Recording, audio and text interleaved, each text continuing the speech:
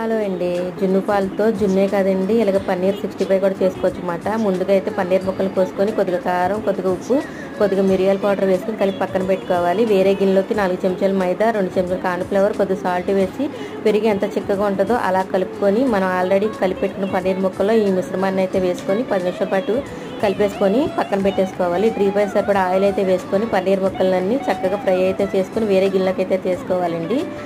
ఇంకా ఆల్రెడీ పన్నీర్కి అయితే 65కి గ్రేవీ అయితే కావాలని చెప్పి మూగుడైతే పెట్టి సన్నగా కట్ చేసిన వెల్లుల్లిపాయ ముక్కలు, అలాగే ఉల్లిపాయ ముక్కలు, పచ్చిమిరపకాయ ముక్కలు, ఎండుమిరపకాయ ముక్కలు, కరివేపాకు ముక్కలు, అలాగే ఒక కప్పుడు పెరుగు అయితే వేసి బాగా కలుపుకున్నాక కారం, ఉప్పు, గరం మసాలా, ధనియాల పౌడర్, పసుపు, మిరియాల పౌడర్ అన్నీ వేసి ఒకసారి సరిపడా ఉప్పు అయితే చూసుకొని మనం ఆల్రెడీ ఫ్రై చేసుకున్న పన్నీర్ ముక్కలు ఇందులో వేసుకుంటే పన్నీర్ 65 అయితే రెడీ అయిపోయిందండి. ఇంకా రెడీ అయిపోయింది కదండి, ఇందులోనే కొద్ది కొత్తిమీర వేసి కొద్ది ఉల్లిపాయలు వేసుకొని తింటే చాలా బాగుందండి. వీలైతే ట్రై చేయండి. ఈ వీడియో నచ్చితే లైక్ చేయండి. Bye bye.